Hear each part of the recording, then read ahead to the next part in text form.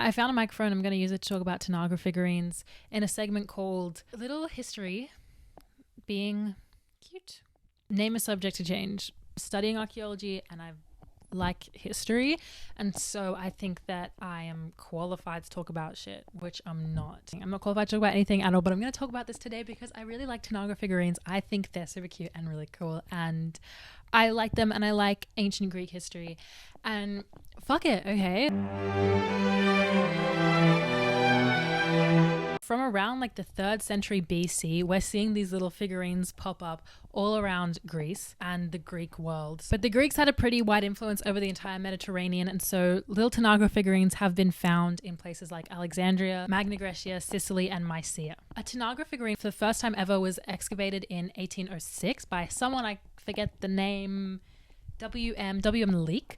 But into the 1860s is when they really started to gain popularity, and that's kind of the time we're looking at Neoclassicism sort of coming back, and these are very like classical looking figures because they were made in the classical period, so that usually does it. In the 1860s, these little things became really, really popular because this was the 1860s and archaeology wasn't really like it wasn't really as structured as it is today. People could kind of just go anywhere and like steal shit from random places. If you were there, you could take whatever you wanted. I'm simplifying a little bit, but you understand. It wasn't like we didn't have procedures like we do now. It's not really like, it was basically a fucking free-for-all, and people would rob the sites where Tanagra figurines were found ad infinitum. Like they were going crazy robbing these Tanagra figurine sites because everyone wanted their own little Tanagra figurine because they're so fucking cute and beautiful and amazing. In 1873, the Archaeological Society of Athens stepped in and was like, please stop stealing these things. Okay, we promise we're actually going to excavate it for real. When they started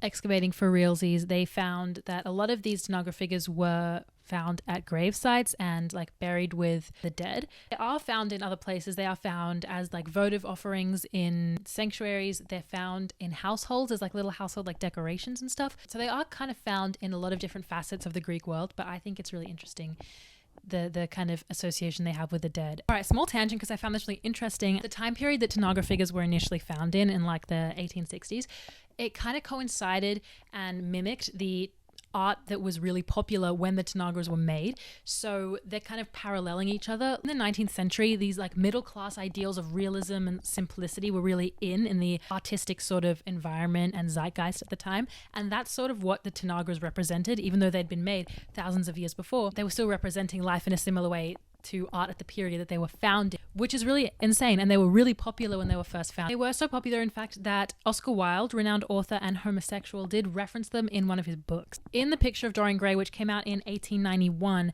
Dorian compares his love Sybil to the delicate grace of the Tanagra figure. So that's pretty cool. I think that's cool.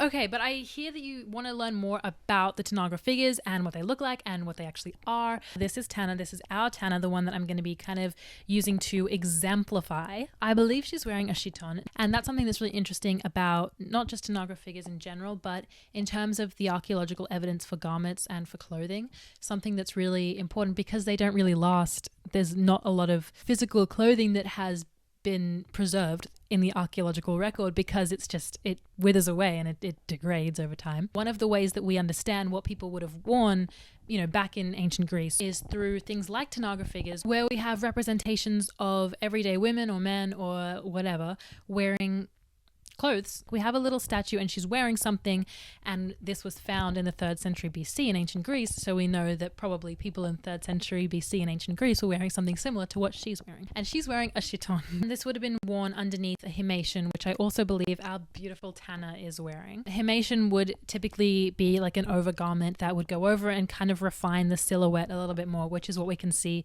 in the figure. It also has longer fabric on the arms, so you can see that because like there's fabric draping over her arms, it's probably not just a chiton. Okay, so now for my favorite part of any archaeological artifact, let's talk about the chronology for a while. Terracotta was a really, really great resource for people because they could make kind of whatever they wanted. It's a pretty easily moldable material, and it's also really cheap. It's cheaper than making things out of gold, for sure, and other things like bronze or literally anything else. You didn't have to be super rich to have one of these, and because we found them in sort of more residential and votive spaces, we can assume that they were used by less of the like elite class of ancient Greece and maybe just more normal people. So the history of terracotta sculpting in ancient Greece has really religious associations. Like most things in the ancient world, religion was just a part of their day-to-day. It wasn't how we view religion now. Like religion back in the ancient world, it was your life. There was no separating your life from the gods, and what you did was based on what the gods wanted you to do. That's a whole other thing that I could talk about. But essentially, just like everything else in the ancient world, terracotta sculpting had religious associations. Terracotta figurines served as votive offerings, so like things that would be sculpted and then offered to the gods in sanctuaries, and they also would serve as charms to ward off evil. In earlier periods, handmade terracottas were present, but they were really, really crude and primitive, and by the second half of the 4th century BC, Tanagra figurines were beginning to be manufactured. After Tanagras kind of went out of style, we see lots of other terracotta figures being made, especially in Asia Minor, but Tanagra figurines only really stay around for about a century and then they kind of disappear and they're not really seen again. But how are they made? These babies were manufactured like crazy. There were lots of them. We found lots of them, and that means that there were just like an infinite amount more. We, not me specifically, like, you know, archaeologists. I'm not saying that I am like a qualified archaeologist, but I'm just saying we as humanity, we as mankind have found a lot of Tanagra figures, and we can just assume that there were many, many more that would have been made in ancient times. So many, in fact, that every time I go to an antique store or even like a Vinnie's or something, I always look for a terracotta figure, because I'm sure like somehow there are just so many over the world. So many were stolen when they were first being excavated that I'm sure they're out there somewhere, right? So next time you go to an antique store or something, see if you can find a Tanagra figure and take one home for yourself. Because, I don't know, maybe people don't really know their value, or maybe they do and they're all just like on the black market somewhere. I haven't looked there yet. Anyway, what was I saying? I was talking about manufacturing. How are these made? Actually, really great question. These babies were formed in concave terracotta molds. Could have been made of terracotta itself or could have been made of wax. Then they press clay onto it, and then once the clay hardened onto the mold, you just fire it in a kiln. And if it was made of wax, then the wax would have just dripped out and melted, and then you would just have your clay figure. And there you go. But why is there this massive hole on the back of every single Tanagra figure that I see? Well, you actually would not have known there was a hole if I did not show it to you. I control the narrative, and I wanted you to see that. And you're probably now asking, because you've seen it, why is that there? That's essentially so they didn't explode. You'll find that in a lot of clay shit. You'll find that in a lot of clay artifacts, they will have like a hole or something on the back, especially if they're mold made. Because when you put it in the kiln and you fire it and there's no kind of anywhere for the oxygen to get through, then they'll just kind of explode in the kiln, and then you will ruin your kiln, you will ruin the figure, and you will ruin whatever is being fired around it, because everything will just break. So that's why the hole is there, so it doesn't explode. Okay, something I found out about Tanagras, which I think is cool, is that they were mostly used for toys, decorations, and also could be votives for gods and goddesses. You find Tanagras, they're not all women. There's actually depictions of little girls, little boys, men, women, all sorts. And so we can kind of assume that they're like depicting just normal everyday life in what would have been Hellenistic Greece. You can see little snapshots of what people would have done with their time back thousands of years ago. They've also been found a lot amongst tombs. From that we can deduce, and it's, you know, never good to assume, just makes an ass out of you and me, but I'm going to assume that these were like sacrifices to the dead.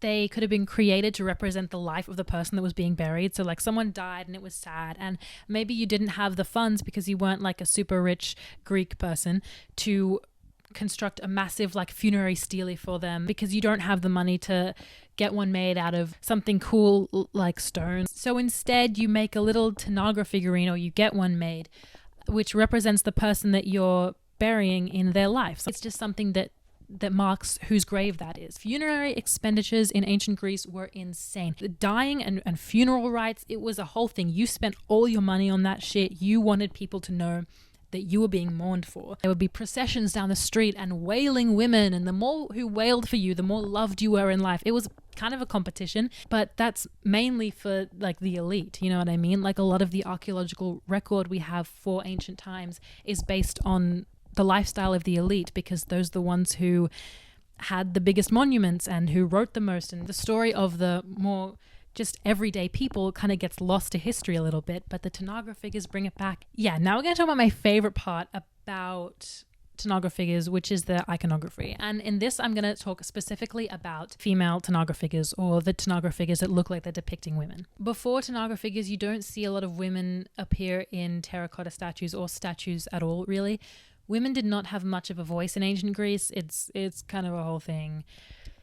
There was not much love for women in ancient Greece, and that is represented in their art. You don't see a lot of female representation in the archaeological record, but Tanagras represent everyone kind of in a more equal playing field. You see women, although they're highly fashionable, they are everyday women just being represented doing everyday things. You see the female form being represented in art. The only other time we see the female figure being depicted in such detail and with such care is when it's depicting goddesses. But Tanagra figures are an examination into the personal world of mortal women in Hellenistic Greece, and they're quite unique in that respect. The female form is not one which is highly characterized in Greece's antiquity. So Tanagra figurines allow us an intimate look into the life of women at this time, where there is not much else known about them. The female nude form is strictly restricted to deities, specifically Aphrodite, the goddess of love and attraction. So the sculptors who were making Tanagras were able to experiment with the expression of femininity in them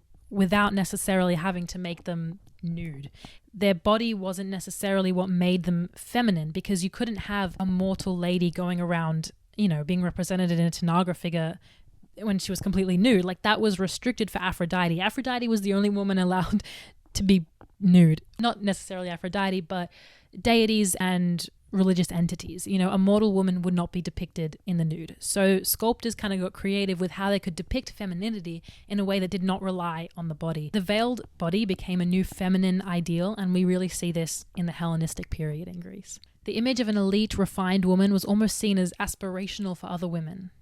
And I think that kind of draws really cool parallels to the way that we see celebrities, and I don't know, bringing it back into the modern day, but you know what I mean? Like, these Tanagra figures, they were kind of depicting the everyday woman, but she was sophisticated and she was refined, and she expressed her femininity without being nude, because that was reserved for the gods. Maybe this is speculation, because we don't really know why people had these figures, but maybe women would have these as a sort of aspirational monument. They would have them in their home, and they could look at them and be like, oh, I'm going to be like that. Like how we hang posters of celebrities on our wall, because we're like, oh, I aspire to that. In some way, in some part inside of us, we kind of aspire to that. I said aspire a lot of times, but do you know what I'm saying?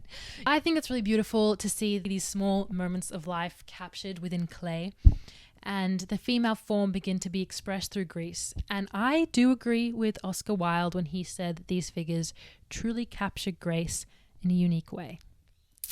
Thanks, Oscar Wilde, for watching. And I don't know if any of this recorded, and I don't know what I'm going to do with this, because I'm not going to post it on the internet, because that's weird. It's not weird, but it's kind of weird. Anyway, okay, bye.